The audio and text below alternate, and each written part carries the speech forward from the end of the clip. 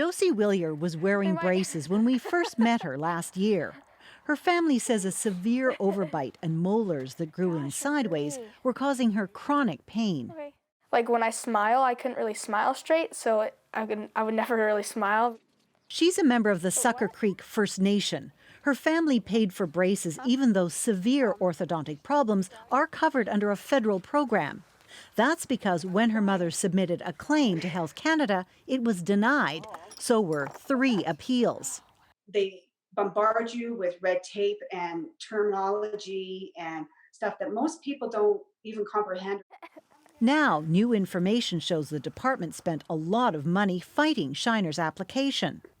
Access to information documents provided to CBC by the NDP show Health Canada spent more than $110,000 in legal fees fighting the request for $6,000 braces.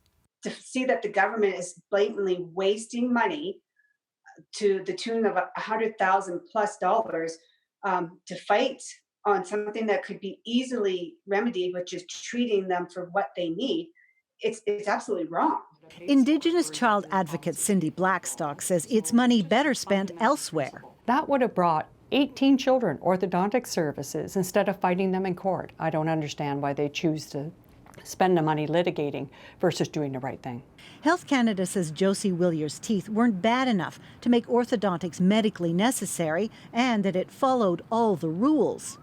That's backed up by a federal court judge who recently decided the procedure followed was fair. There is nothing in the record to suggest that any child in Canada, First Nations or not, would have been treated any differently than Josie was.